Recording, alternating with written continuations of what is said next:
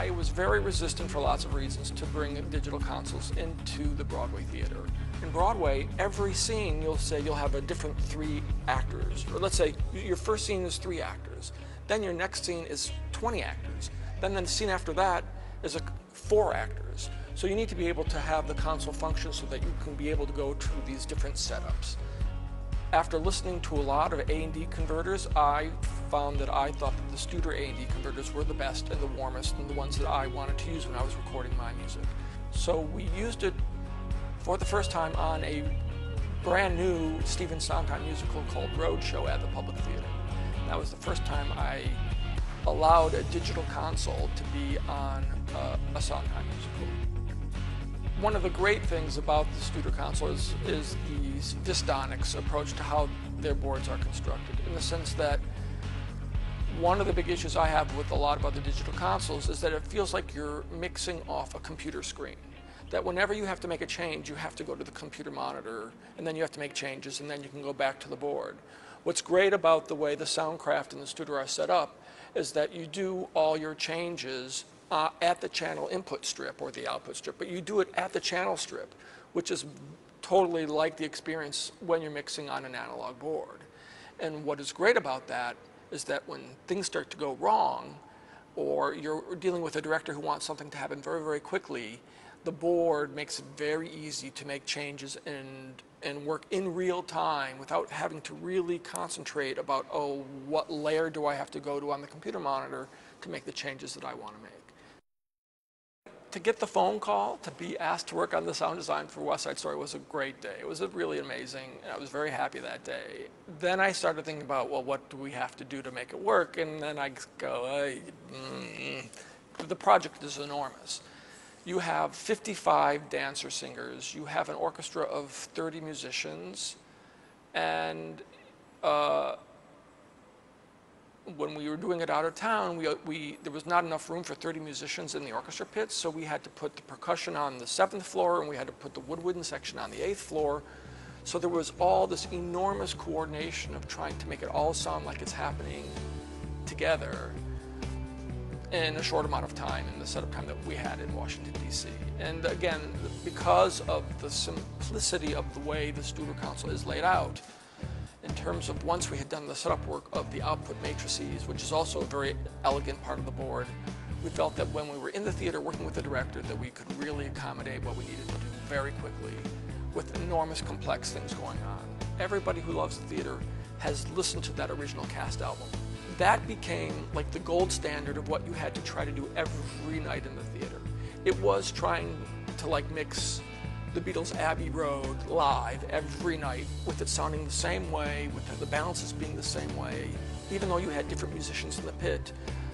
The idea of trying to mix that show live every night so it sounded like the original cast album was an enormous challenge.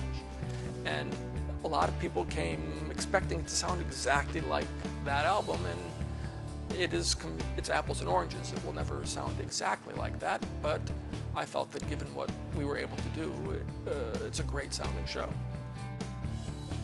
Another place where the console really showed its stuff was that the director wanted the show to be extremely sexy and extremely intimate. So the most challenging scene for us from a sound standpoint was the balcony scene, when Marie and Tony sing Tonight for the first time.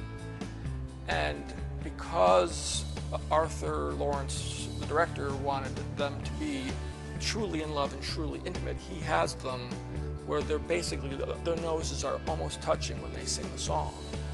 And from a sound standpoint, that creates all sorts of technical problems.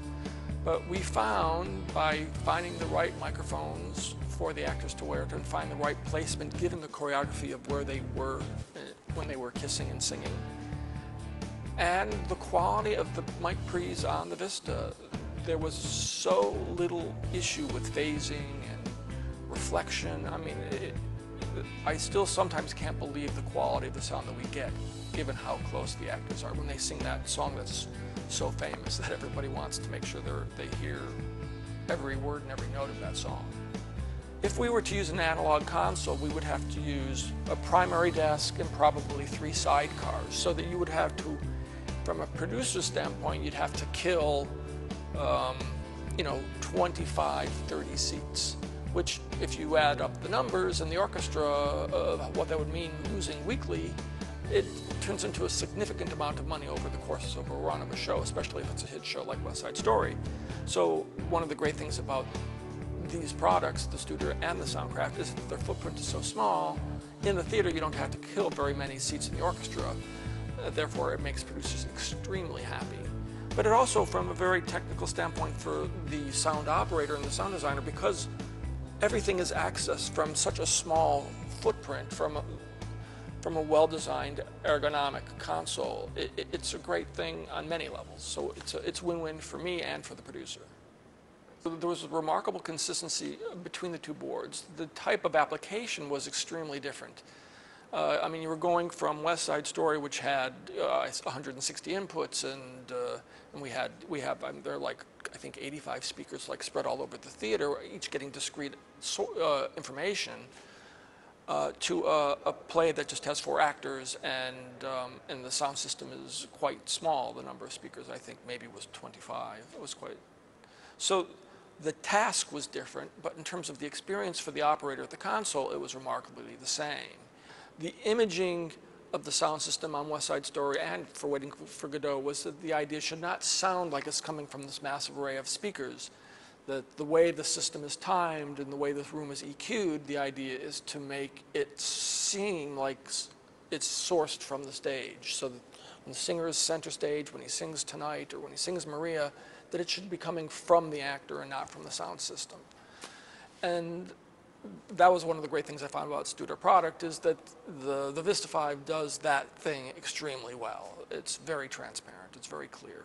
So the same goal on Waiting for Godot, it was the same goal on Waiting for Godot. The producers were very nervous about us putting wireless microphones on the actors because it's a stage play. Why do you put microphones on the actors? But I assured them if they want to do something that intimate in a space that large, there is a way to do it so it doesn't seem like they have any microphones on at all. And that is exactly what we were able to create at Studio 54, so that there was just enough reinforcement to fill the room, but there was enormous clarity in what they were saying, so that you never lost a word of what they're doing, even though their style of the acting got quite intimate. And again, the Soundcraft was instrumental in making that sound quality possible.